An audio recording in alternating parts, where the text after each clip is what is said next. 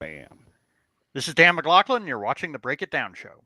This is cool, man. So we've got John here as well. Obviously, John and I started this show, and I can't tell you how many times we have referenced Vin Scully on the show. John and I both believe in the Vin Scully School of Broadcasting. Especially like if you're talking and you're warmed up and you're in a lather and you're just in a solid canter, John and I both know to just vin it and just sit back and let the guest go. I learned so much from your uncle. By the way, everybody, Dan's uncle was Vin Scully, and so we're having him on here. And I don't know if nobody else has told you this, man. My condolences. I mean, losing a family member, an uncle, and that kind of thing. Not to mention an icon is got to be a big thing, and it's easy to slide past that. I'm going to make sure we don't do that. So, welcome to the show. Thanks so much for coming on, and let's talk about your incredible uncle.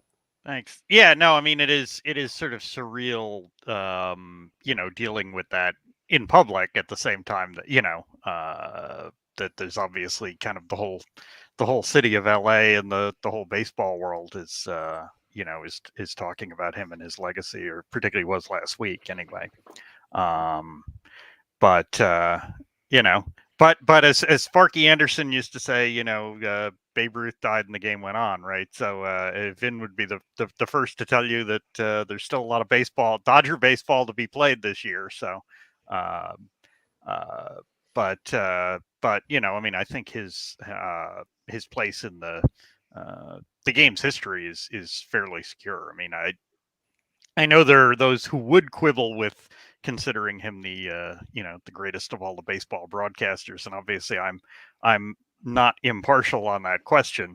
But I think he's certainly as good a choice as any, and a lot of people in the broadcasting world in particular would cite him as that. So. But before I let John go, I'm going to go next. I'm going to jump right in front of him here. And I want to echo this. Like, okay, you could take Ernie Harwell or whoever your beloved guy is, but Vin managed to get bigger. And Vin managed to become huge in San Francisco. Maybe it's partly the catch. Maybe it's just respect between two rival franchises. But the last broadcast words he puts out in a game are at where the Giants play. They used his feed the last day. I mean, that is the ultimate. It's the Giants Yeah. using Vin's feed, and there's a plaque right in their stadium commemorating Vin. And that's of course full circle because in his second season in the Dodger booth, of course, the season ended for the Dodgers with Bobby Thompson shot heard around the world. And Vin called that, but there is no recording left of his call. Of course, nobody wants to hear the losing team's call anyway, right? Everybody wants to hear Russ Hodges, the Giants won the pennant, the Giants won the pennant. But I mean, the way things were in those days, the only reason we have the Russ Hodges call is because some Giants fan was running a tape recorder, and there's probably somewhere in the city the tape recorder said to be pretty primitive in those days, right? In '51, but there was probably somewhere in Brooklyn somebody who was doing the same thing and like threw their tape recorder in the river after that game. So all we have is the Russ Hodges call. But boy, there's no shortage of other sort of monumental milestone moments in baseball history, and as you said, the catch, Dwight Clark's, some big moments in other sports as well. Yeah.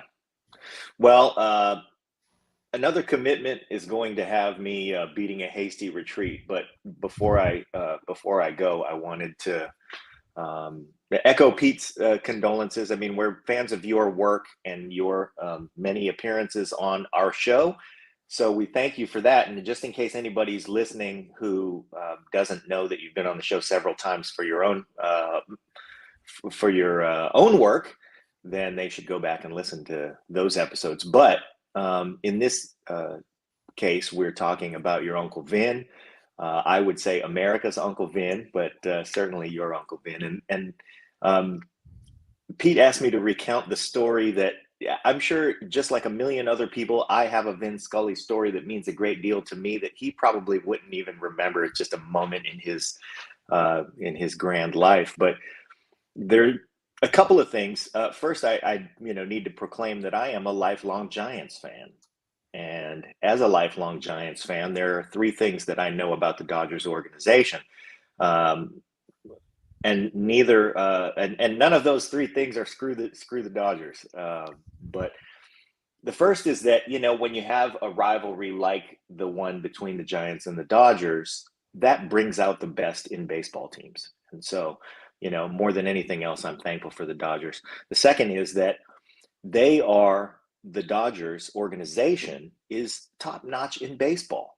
And there's no denying that. And the fact that they have, you know, one of the two largest markets in the country means that the standards are very, very high.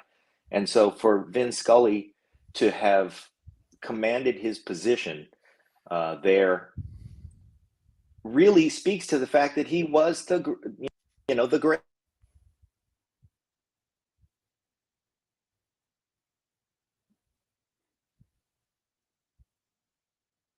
I think I lost John's audio there. Right as the Giants cut him off, right when he was going to say, yeah, exactly.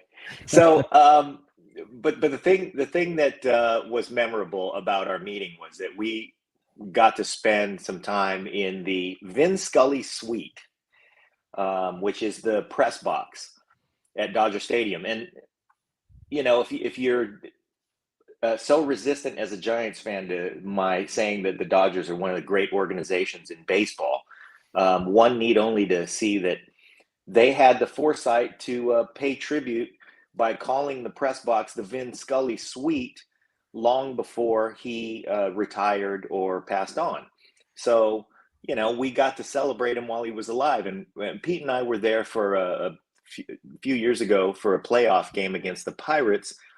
And I remember I was leaning up against, you know, some of the seats that are there, and I had a hallway to my back. And Pete was around there somewhere. We were just sort of, you know, milling about. And I had something urgent to say, whatever it was, made me spin around to look for Pete. And in the process of spinning around, your Uncle Vin was walking behind me in that hallway. And I gave him a sharp elbow right to the chest. And, you know, it was an accident, but when you give a sharp elbow to the chest of a man in his well into his 80s, you know, you can imagine how I reacted. And then on top of that, it was Vin Scully. And as a person who uses my voice, of course, I've always admired him. And you know, so he's always been a Hall of Famer in my book. And I just elbowed him in the chest. What on earth? So I freaked out. Oh, Mr. Scully, I'm so sorry. I'm so sorry. And I grab him by the shoulders and I'm, you know, apologizing to him, making sure he's in one piece and everything. And he put his hand on my shoulder and he said, I'm a little tougher than that, kid. And I will never forget that moment. So, you know, we've been huge admirers of him. We were happy to meet him. And then that glorious moment that he gave me just cemented anything that I ever felt about him, amplified anything that I ever felt about him, because he was a man's man who took one to the chest and then told me that I underestimated how tough he was. Yeah, I mean, I really, you know, I mean, you know, I had to, I mean, I didn't, obviously you guys know, because I've been on the show a bunch of times talking baseball, and, you know, I sort of made a commitment early in my writing career not to talk about, you know, the family relationship there, partly to kind of build my own profile on my own, and then partly so that I wouldn't give him any headaches, because I'm in the hurly-burly of politics and all. You know, I mean, I think that the message that I did want people to get, which I think most everybody like you who's encountered him, sort of behind the scenes to some extent, is that, you know, look, the private Vin really was very much the public Vin. I mean, he really was what you saw, what you heard on the radio. And I think that, you know, everybody from, you know, family and friends and people in the baseball and Dodger worlds who were, you know, gathering to remember him, you know, had the same basic conclusion. Yeah. Well, I have another commitment I have to run to. Dan, thank you. And again, love and condolences to your family. Thank you. So I wanted to get in a little bit as we talk about your uncle, the background, because we know like the story about being under the radio and feeling bad for the Giants. And coincidentally, when I first discovered the Dodgers, it was the Yankees beating the snot out of them in '78 and '77. And so, and for the audience, Dan and I are very similar in age. Like we're very so. A lot of our memories track. I remember the day when Vin get inducted into or was awarded the Forty Frick Award, which technically is like a not really a Hall of Fame induction, but makes him a Hall of Famer. And you were there at that thing, and you were there in a time where players from long, long, long ago were also there. You know, as they all have their reunion and everything. I guess let's just start there. When you're a baseball fan and your uncle's so much a part of not just baseball but the sports zeitgeist at least, and then you're sitting there and hey, Bill Dickey, pass the salt is happening. Yeah, no, I mean it was and I'm 10 years old at that point. So, but we went up to the Hall of Fame, and the Hall of Famers all stay at the Otisaga Hotel, which is sort of the center of all of that, and so we got to stay there and be kind of part of that. So yeah, I mean you go to breakfast in the morning, and it's just like it's an old time baseball collection come to life. And one morning the sitting at the table behind us was pretty much a collection of like the oldest Hall of Famers then living. And yeah, I think it was like Dickey and Gehringer and some of those guys, and um, so it was the '30s guys who were like kind of the senior class, if you Yeah. will, of the surviving Hall of Famers at the time. But yeah, I mean up on the dais and everything there, it's Feller and DiMaggio and all of these guys. Um, a one thing that struck me, because it was a brutally hot day, brutally hot, and one thing that struck me is the intelligence and foresight of Robin Roberts, who was a man known for both of those things, because he was the only guy on the dais who thought to bring a real pair of dark glasses, and I think he may have taken a nap in the heat. You could see him if you look at the clips of the speeches there, and there's Roberts, and he's got these real dark, like aviator shades, and he's just sitting back in his chair. But it was hot, and because I mean the crowd was there. They were there to see Vin, but they were there mostly to see Hank Aaron and Frank Robinson, right? Who were because the Hall of Fame class that year, there was I think there were two writers who had already died, right? So the writers just had, I think, brief speeches by their widows, and then Vin, and then the four inductees that year were Aaron Robinson, Travis Jackson, who was a shortstop from the 1920s, who again most people didn't know, and Happy Chandler, who was the commissioner when they integrated the game and was an old Southern politician. And he talked for like 45 minutes in the heat, and it was just brutal. And yeah, I remember my dad saying, "Never ever give an old politician his last microphone." Um, and and and so Hank Aaron goes, and Frank Robinson talked for a while after that too. And but Robinson's speech was good. But Hank Aaron went last, and I to this day suspect that he had a longer speech that he tossed in the can, because most of his remarks were just thanking people. And we could see like Hank Aaron's parents up there, right? And they'd been like sharecroppers in Alabama. These are people who knew the heat, but they looked like they were suffering. And I could tell looking at him that he's like, you know what, I'm not going to keep my parents out here any longer than I have to in the heat. Um, but yeah, no, I included in my piece the clip of Vin's speech that day, which is just sensational. It's 4 minutes. It's a concise little masterpiece, but it's got this great story that is just captivating. Vin. So I'm growing up. I'm in California. I'm a Dodgers fan, and didn't get to see a lot of Dodger games. Did get to hear Vin make a lot of calls, but one of the ways I got a lot of Vin was because he would be on the Hour of Power with Robert Schuller, and we'd be watching that on Sunday mornings. And him and Tommy Lasorda were guests all the time on that show, and he would have these little mini masterpieces. He just was so good. And one of the things I loved about I watched that speech, and everybody should go definitely check out the story. It's on National Review. There's the link down below. I'll put it in the show notes here in a moment. But the ability of Vin to just go up and deliver that speech. Maybe he had some notes in front of him, maybe he didn't. But it drives me a little bananas when someone's got a speech to give and it's not committed. It's not like, they've got to read it. Like, I don't mind you referencing your notes and everything, but when you read a speech, it just drives me crazy. Vin would never have to do that. But when you think about the hall of all of Vin's masterpieces, it is a big hall filled with stuff. I mean, I still to this day, I listen to a lot of that game, that perfect game call he did with Sandy Koufax. I've every year I listen to the 1988 Game 1 World Series call because that whole game is filled with fantastic moments.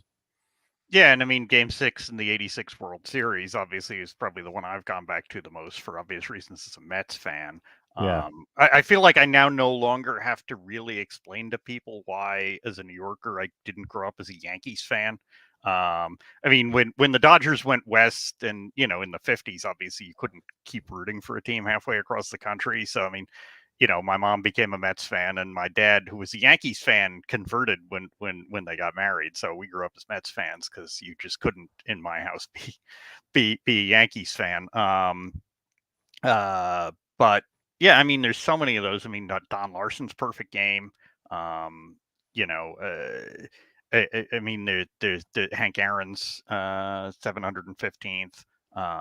So I mean, he was there for Drysdale's scoreless inning streak and Hershiser's scoreless inning streak and Fernando Mania, and again doing the game of the week and such. So there were so many of those. Jack Morris's opening Yeah. day in his that was his first game of the week with Garagiola. And a great note on him, the catch being his last NFL call ever, too. Yeah. You know, Well, because he was moving from CBS to NBC, more or less with the sort of goal of moving out of doing football. So yeah, yeah. The beginnings are humble to say the least. I mean, he ends up going back to Ireland as a young child, because the beginnings were that rough. And as you say in your article, and I think it's important, we lose sight of this stuff. We see Vin, the icon, the legend, the person who's this retired number or microphone is retired and all that kind of stuff.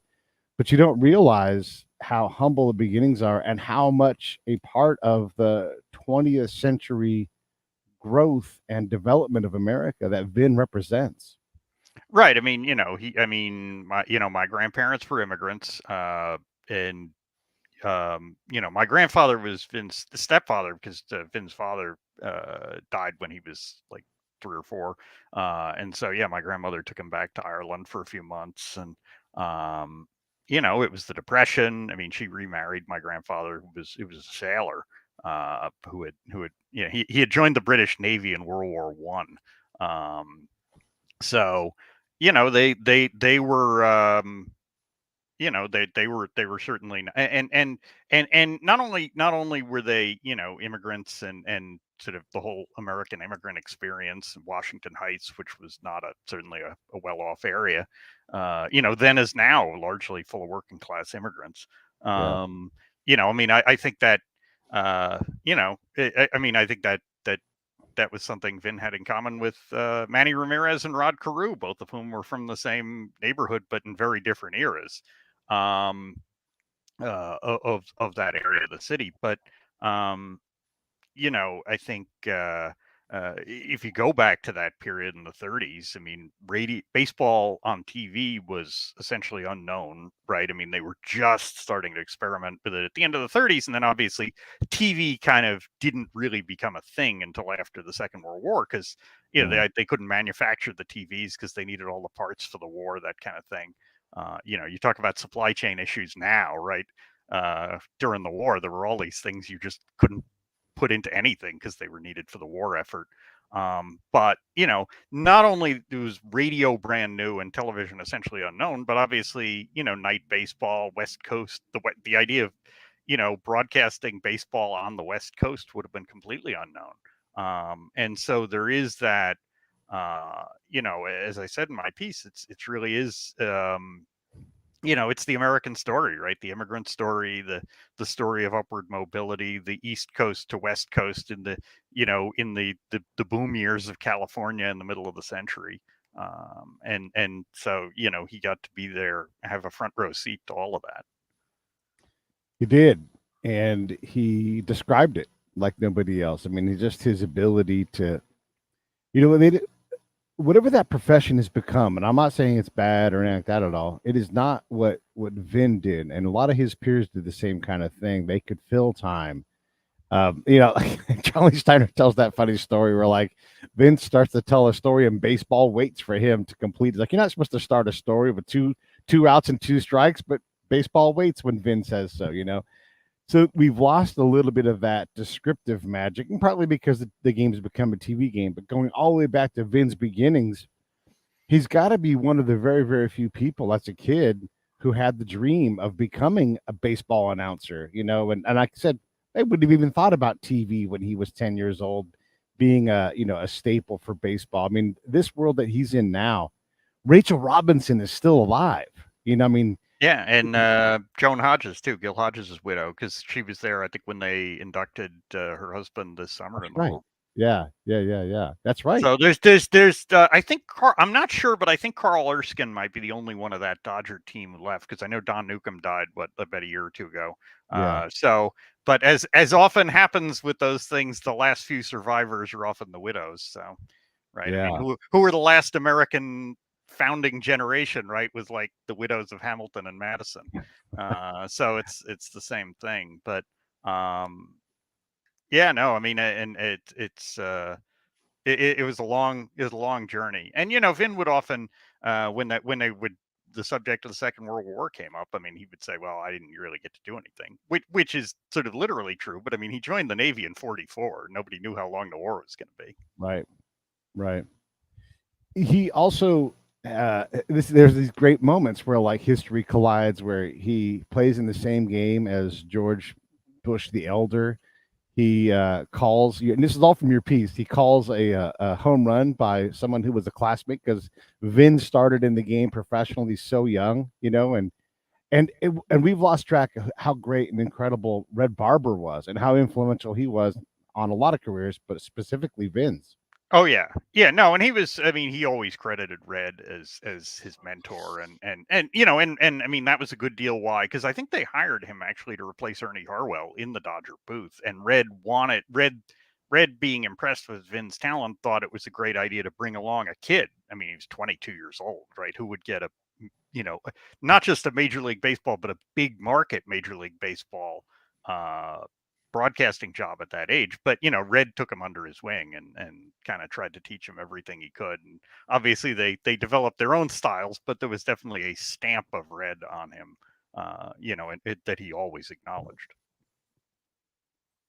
The other thing about Vin that as he comes up is this profession.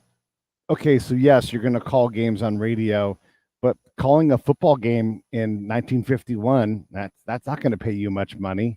And you don't know what you're going to become. You don't know that you can become this icon. Like, you're just trying to get enough jobs and stay relevant. And so when someone happens to call you on the phone, you pick up that big gigantic phone and you're like, I like to say yes to whatever you're proposing. So he must have picked up some crazy gigs along the way. Did he ever talk about like some of the really like he announced bowling? That seems weird, but there's no way that's the weirdest thing he said yes to. Yeah, well, of course, there were a lot of rejections in the early years too, and look, this was something he had in common with Reagan as well, right? If you remember, Reagan spent a couple of years in Iowa doing. This is an example of how radio works. It's a bit of a tangent, but in those days, if you were in Iowa and you wanted to listen to the Cubs game, their broadcast signal out of Chicago couldn't reach you. So that's why they basically had Reagan reading off like a telegraph thing of the game and rebroadcasting it from Des Moines. So I mean that's how primitive radio was in the 30s.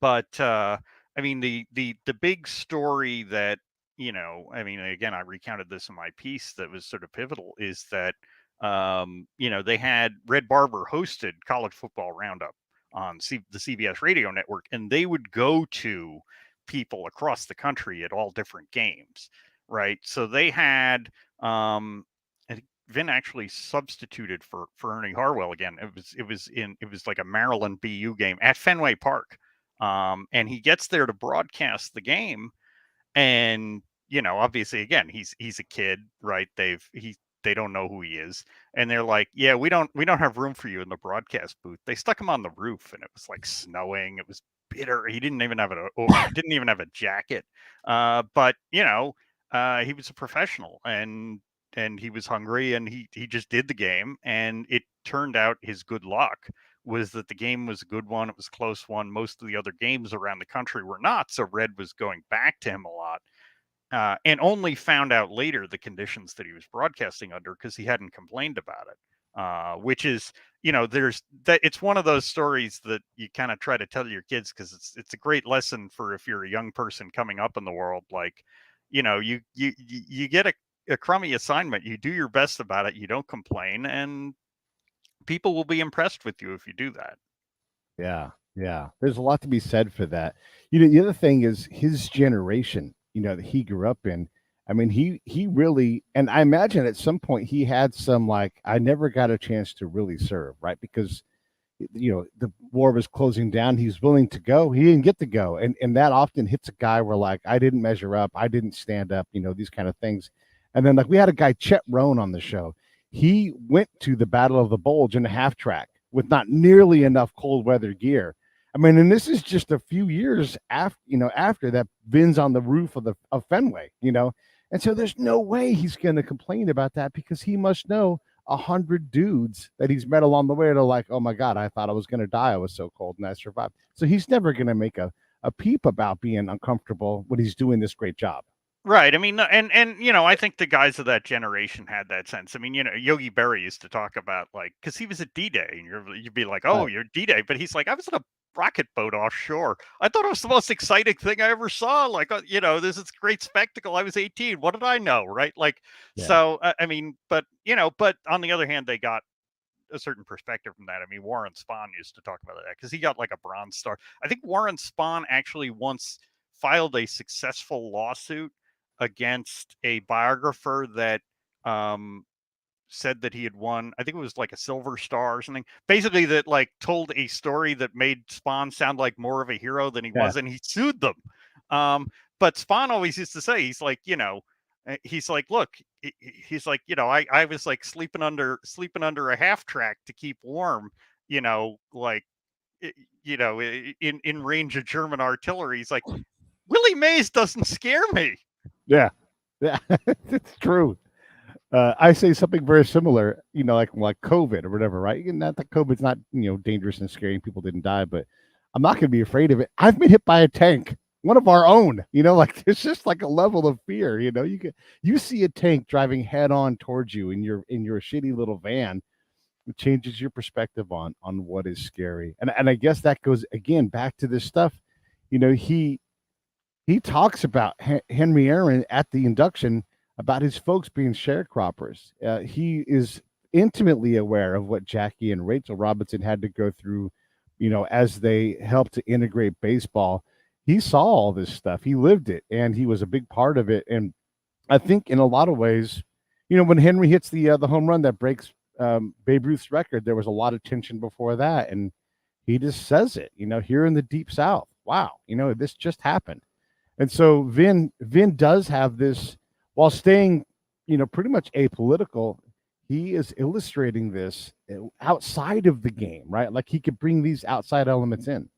Yeah, and I think there's the light touch with politics is something that people seem to have a harder time with today. The idea of how do I invoke what's going on in the world without beating you over the head with some sort of partisan or ideological moral. So yeah, I mean, I think that is, that, like I said, in the piece, he the things that he would do. I mean, there were a couple of times he had stray comments on the air. He made a crack about socialism being bad. Ooh, yeah, because socialism's bad. But but by and large, I mean, the things that he talked about that were political were things that people of his generation didn't think were political. Honor the flag, honor the veterans, remember D-Day. And and understand and remember what, guys like Jackie Robinson and Hank Aaron went through. So, that was stuff. And I think that because he was in the booth for so long and because he lived so long, he did become a kind of ambassador for his generation, for, sort of the best of what his generation stood for, and kind of bringing that, and sort of, being always immaculately dressed with his pocket square and everything, and a certain sense of that a person should have a certain kind of class, at least in the public space. This goes back to this whole thing with family, as he's coming up. This comes from somewhere, whether it's his dad who was a sailor, or a grandfather influence. Where does this come from? How do you attribute this to your family's legacy? Because it's look, he recognizes way before he should that this is how he should act, and he just maintains it, and he kind of becomes the standard rather than trying to meet it. Well, I mean, I think it is true. There is something to the, being a child of immigrants, that you have a sense of possibility and a sense, but also a sense of struggle, right? The sense that, like, you can go places, but it won't be handed to you. You're going to need to work for it.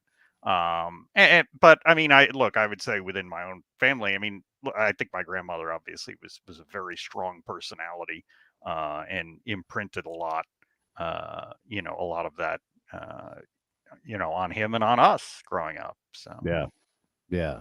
When you're interacting with Vin within the family setting, what is that like? Is he calling you guys, for Thanksgiving? How often do you guys, hear from him, or how often do you interact with his end of the family? I mean, it's coast to coast difference, and it's not like, it's cheap to travel a family across the nation. So yeah, I mean, we didn't get out to California much, unfortunately. I mean, there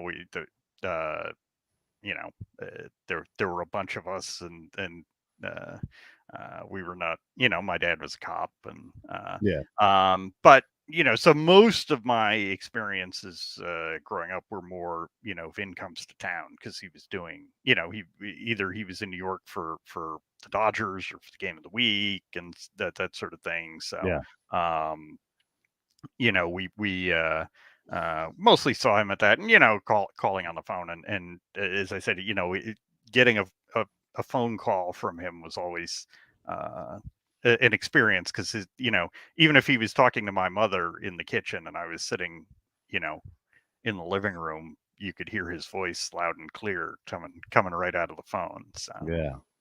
Would you say was your mom and Vin, were they a close sibling group, or was there just like yeah, I that? mean, I mean, he's what, 8 years older, so, Mhm. but it was just the two of them growing up. So Yeah. That's interesting. And then, he's got obligations, so he comes to town, but I can't imagine he's like, "I'll be over tomorrow." Like, he might just say, "There's just not a drip of time. I've got so much to do." It's a busy job, that job. yeah, but but if he was in New York, we saw him, because particularly, once my grandmother was back in living, nearby us, and then later living with us, as she got older. Yeah. And like, uh, I mean, one thing that we inherited in our family. I mean, my mother, uh, very much like Vin, had a voice that could cut halfway through a room. So, um, I grew up with a certain sound, in my ears. Yeah. Yeah. Yeah.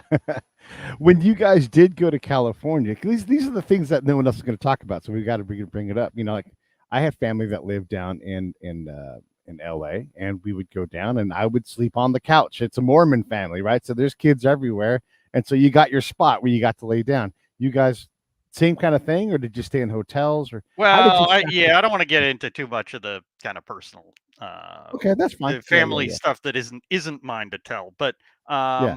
yeah, no, I mean, it's, I mean, obviously, uh, it's a nice area out there. It's out by, I mean, because he was in the 70s, like, basically right down, not far from where Reagan lived. So, Right. uh, It's a nice area. Yeah. yeah. Yeah. Yeah. Did you ever sleep on a couch at the Scully residence?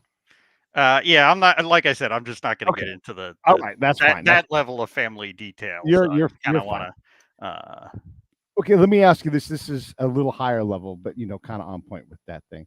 When you were able to go out with him, was he able to actually do things, or was his celebrity such that he would have to talk to 100 people when you went to the restaurant or wherever it was? Yeah, I mean, he definitely would get interrupted. I mean, I think it was probably a little better in New York maybe than it was in LA. Mhm. But yeah, I mean, you anywhere you went with him, people would Yeah. recognize him. So, in a sense, that was why it was kind of almost easier for us to, you know, go back to the same one or two places, because at least the people who ran the places get a little more used to seeing you. Yeah. My buddy Dickie here has checked in. What was the most influential piece of advice Vin gave Dan? Um, I mean, I really do think that the thing that stuck with me the most, it was the whole story about just kind of, the Fenway Park story, and the, Yeah. kind of how he made it to the Dodgers. But there was also, I think, that the sense and something that he often said on the air, that, like, kind of that if you want to make God laugh, make plans, like, just that sense. They always had that abiding sense that, Yeah. uh, ball players are day to day. Well, aren't we all, right? That Yeah. that Yeah. that that all of this could end tomorrow, and you do have to arrange your life to be ready for that. So He managed to keep his old stories fresh. I mean, we've all heard him say, "Pull up a chair," right? Like, and it becomes part of the vernacular for a lot of people. I know. I certainly say, "Hey, pull up a chair." And then, that's me not stealing from Vin. That's just using what Vin gave us. But there's also his ability to just pile in references. There's a great, all these obituaries from people that knew him and everything. But there's a great one from the guy here at the LA Library, and he talks about all of, like, the theatrical references and the poetic references, reading the poem on. I mean, like, he always did something to memorialize D-Day. Like, it was important to do this, and so he must have just constantly had his nose in the book, and must have also had a world class memory to just have this stuff at his call.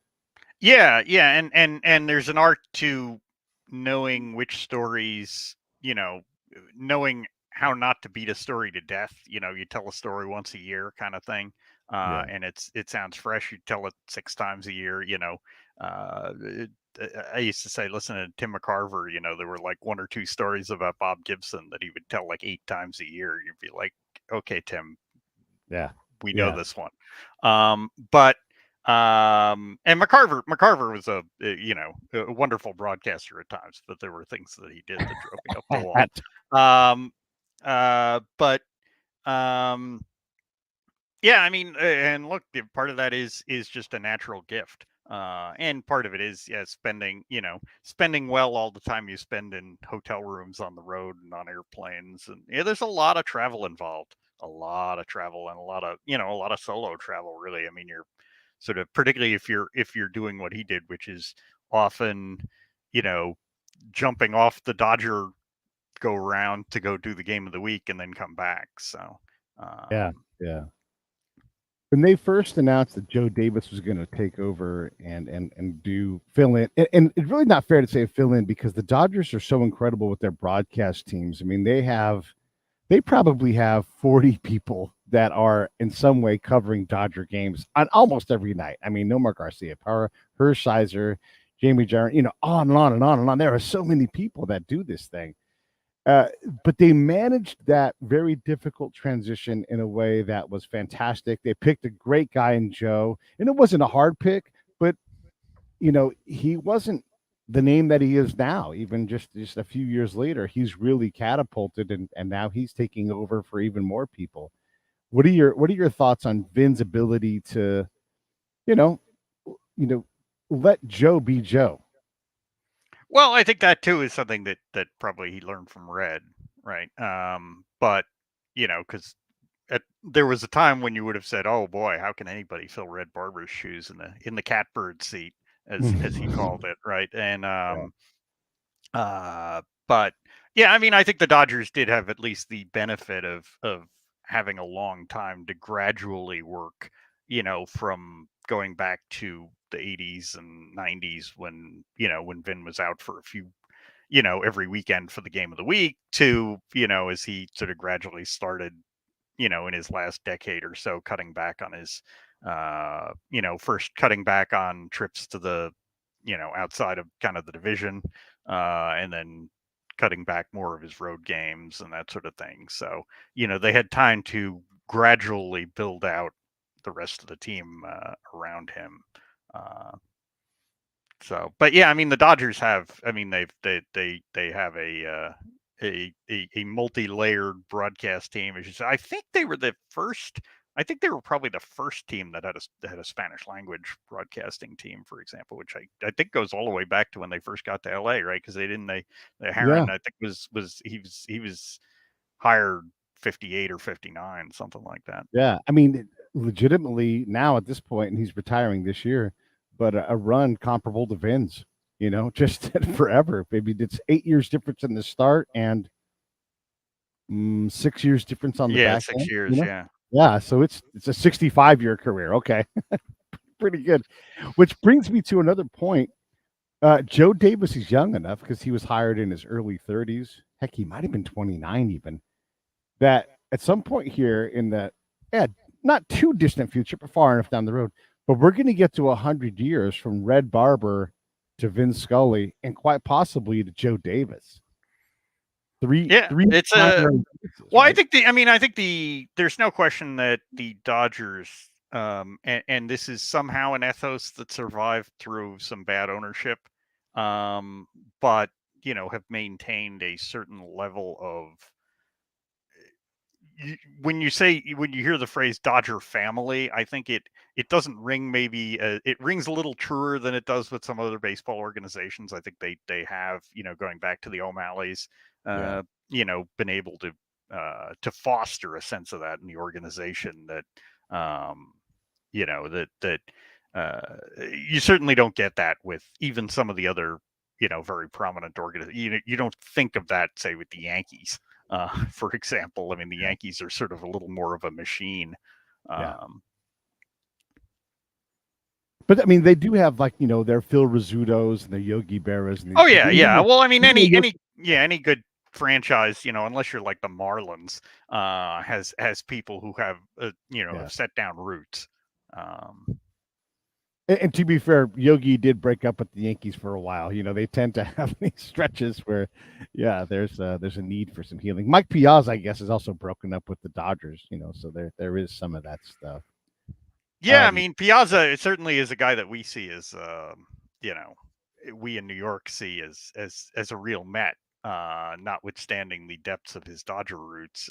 But there are certainly guys like that who have a deep connection to more than one franchise that they Yeah. played with. So if they had built enough kind of memories, And Mike's an East Coast guy to begin with too, so that was a natural fit to go. an East Coast guy, but a literal Dodger family. So Yeah, well, that's true too. Yeah, because of Tommy. So yeah.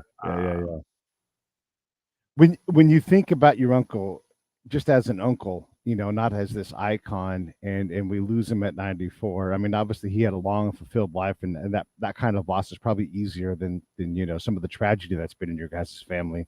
But what are you left with? I mean, I think there's tremendous, just memory and, um, and a sense of pride of having been, having gotten to know someone like him. Yeah, And somebody who, who really was also kind of a model of, faith and endurance. And I mean, it's remarkable to look back at his life because he had, on the one hand, kind of everything that you could ever ask for in life, a life of great length and health and family and success and all of yeah, those things, and yet an enormous number of very painful tragedies, and you know uh the ability to get through the ups and the downs, and remain sort of steady and always the same. You know, I think is certainly faith is a big part of that. So Yeah, yeah.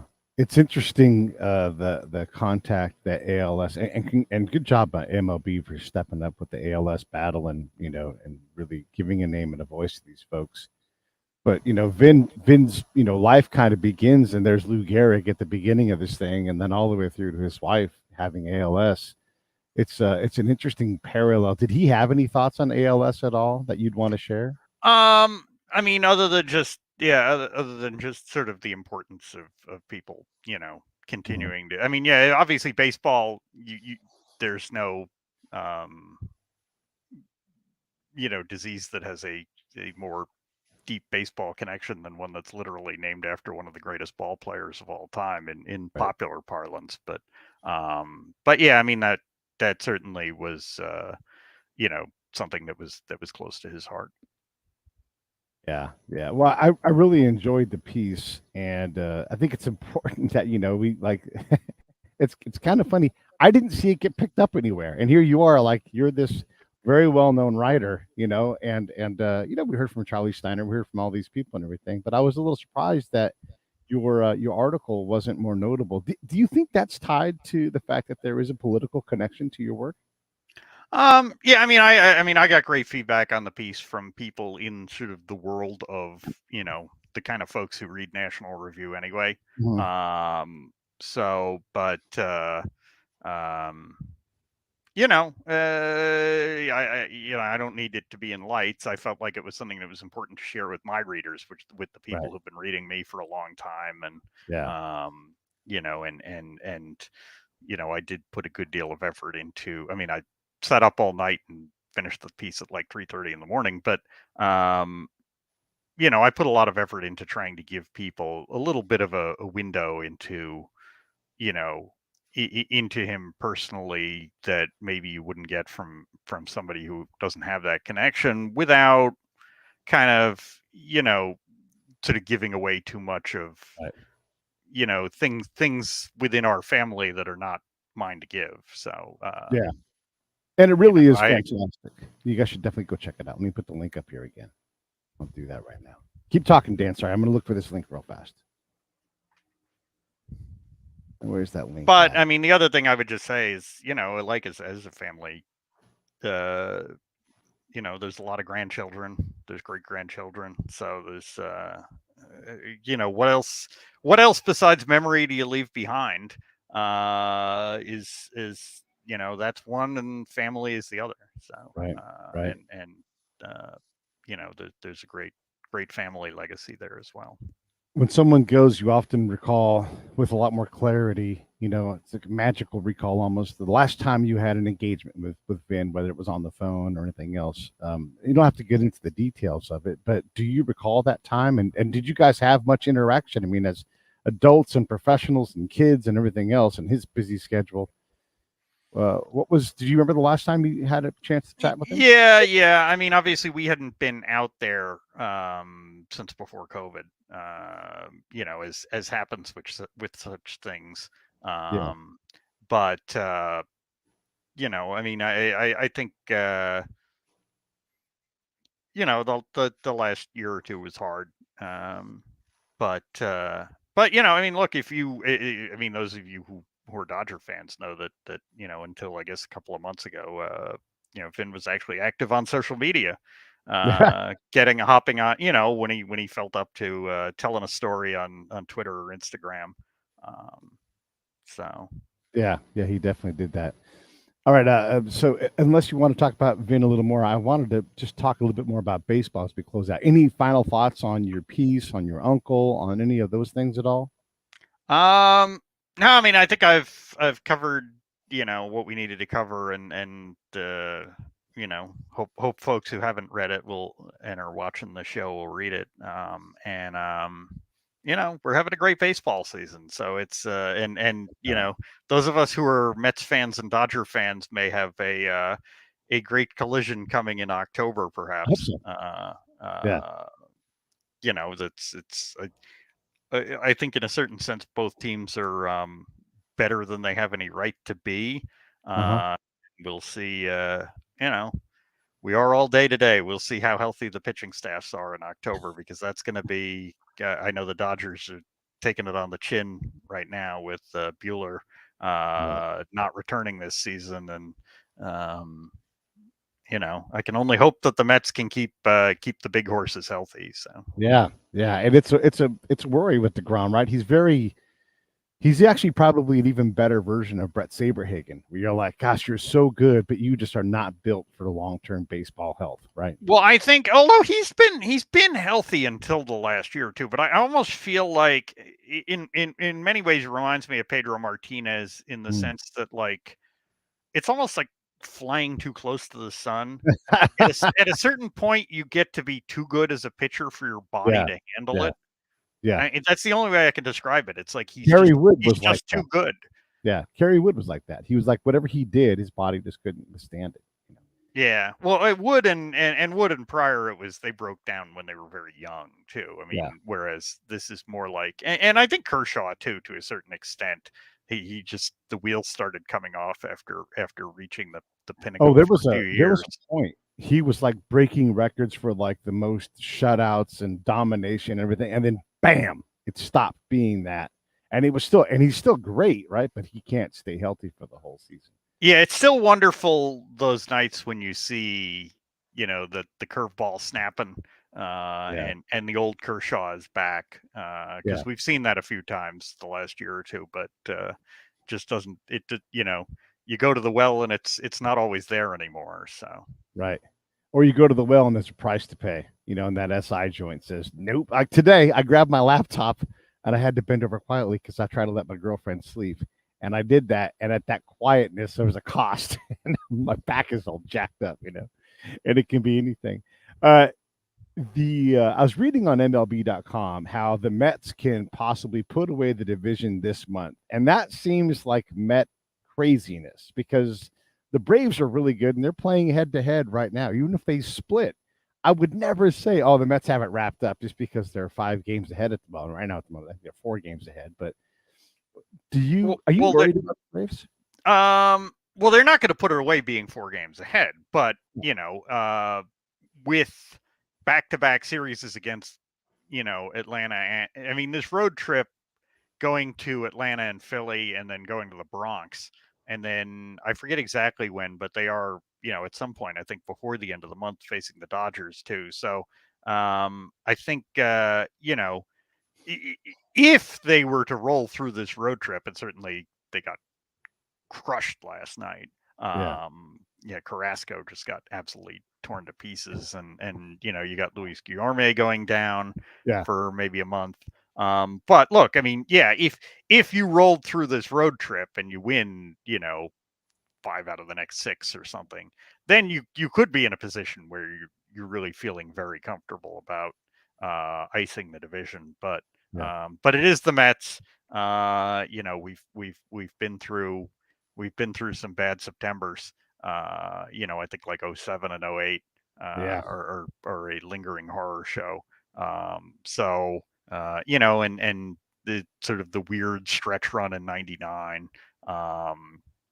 And falling short in 90. There've been a lot of those, the heartbreaks in like 85 and 87. So as Mets fans, we prepare for the inevitability of something going wrong, and then the question is, are you gonna bounce back and survive it, or is it gonna suck you down? But we'll see. I mean, they like I said, they with a really rough road trip full of good teams, they have a real chance to either do some big things or be pulled back to earth in a hurry. I can't recall which pitcher it was. He was like a left hand, like a Sean Estes. I'm not sure if he played for the Mets, but he was on the mound in the playoffs. If I might not be right. I think I'm right on this. And he just he couldn't find the strike zone, and it was like a walk-off walk, like with the bases loaded. And you're just like, you're thinking of Kenny Rogers. Is that right? Walking the guy, walking. Yeah, just so damn strike. Just maybe he hits a home run. Who cares? Just don't go out on a walk. Oh, it was terrible. Yeah, no, that was terrible. And Rogers, I think, is unpopular to this day with Mets fans. Although he had one of those very long journeyman careers where he contributed to a lot of different franchises, but Mets fans did not have a good taste in their mouths from his tenure. Unlike some of the other guys who came through. I mean, I like the Mets. I think Mets fans have very good memories, for example, of Orel Hershiser, even though his tenure with the Mets was pretty short. But he came up, very big in some big games. Yeah. And what's your memory of the '88 series? Because the Mets had smashed the Dodgers all year long, and even then, Kirk Gibson wasn't in great shape. I don't know if you recall that one play. He's like slipping and falling on. Oh yeah, he's like crawling to third. But well, that's obviously how he ends up. That's the backstory to how he ends up limping. It is his home run because he tore up his hamstring. Yeah. But yeah, and there's a lot of bitterness, a lot of bitter memories to that series because I really did think that the Mets, were the better team that year, and again they had manhandled the Dodgers in the regular season, and it was just and they brought up.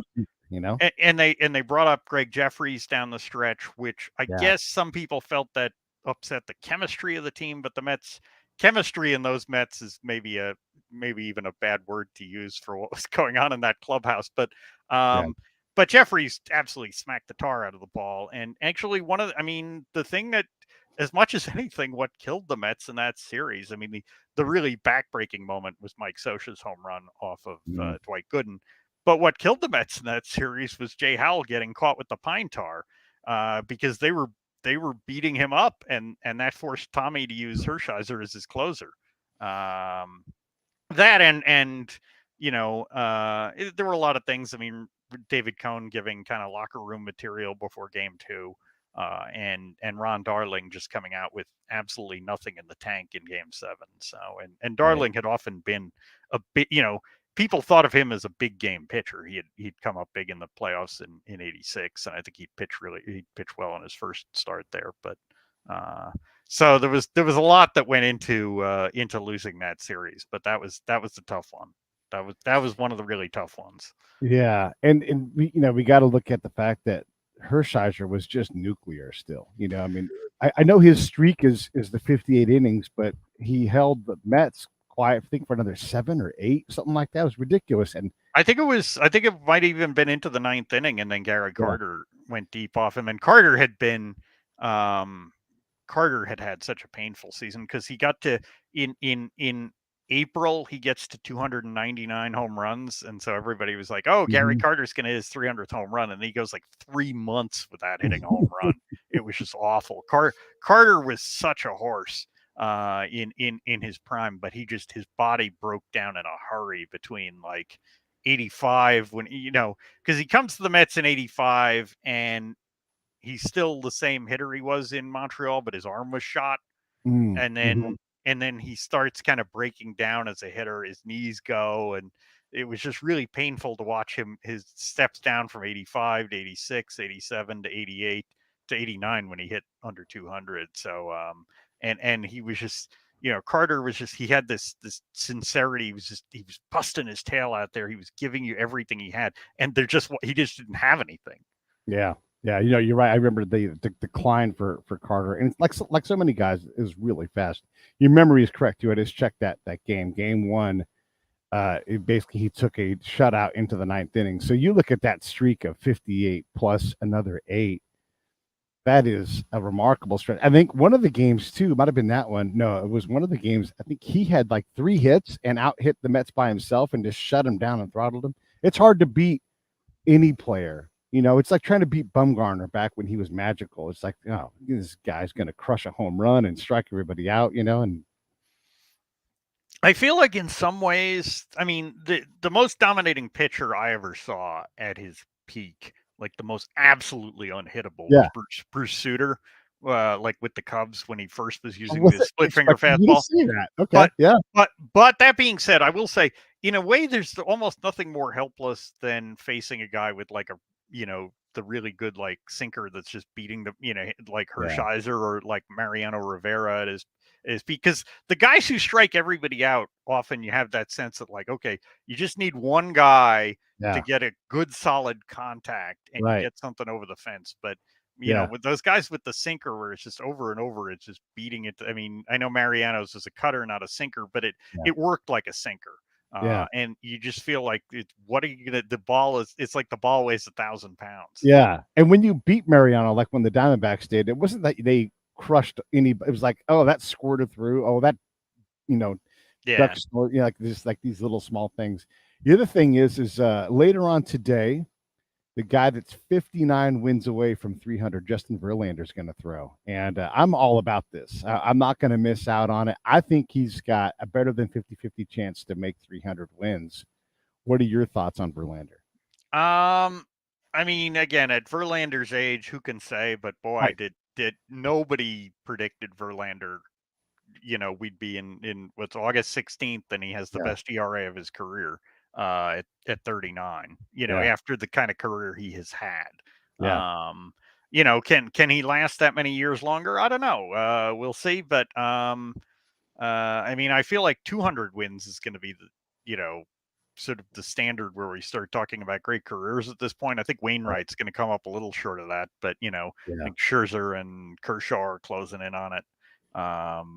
So 300, I hesitate to say we'll never see another 300 win guy again, because at this point, because the 300 win guys have always been remarkable, and it will take a remarkable run into his 40s to do it for Verlander. So, but you know, you never say never. It's certainly not impossible. And like someone like Greinke, who appears to be done, you know, the guys who win 300, they find that next thing, you know, and they get there. Like Jamie Moyer, if he would have figured it out 2 years earlier or played on any good teams for any stretch of time, you know, and you would never say, oh, Jamie Moyer was an incredible pitcher, but he damn near gets to 300, you know? So it's like, I mean, he lasted really, I mean, he had a lot of offensive support though with the Mariners in particular. So no, he got there some of the times, but throughout his career, like if he'd had any more luck with the quality of teams that he played on, and Verlander has that. Because I mean, Moyer, don't forget Moyer broke in with Greg Maddux. That's and right. they were both terrible as rookies. But the difference was, you know, Maddux had a bad rookie year, and then the next season he figured it out. And it took Moyer another like 5-6 years before he really sort of hit it.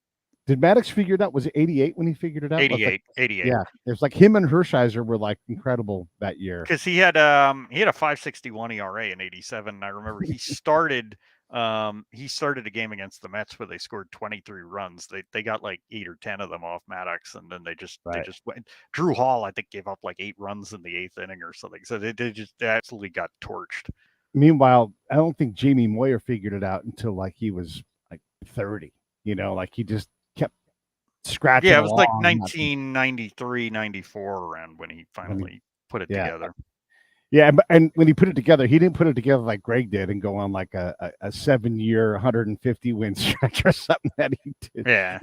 Maddux, Martinez, Randy Johnson, those 3 guys right there, all pitching lights out in the 90s. That was an incredibly dominant time as well, where you just felt like, and the strike zone was, see, it's so wide I can't do it on the screen. You know, like it was so big, like that Eric Gregg strike zone. You remember that? Like, well, he was 3 inches off the plate, but that's the black.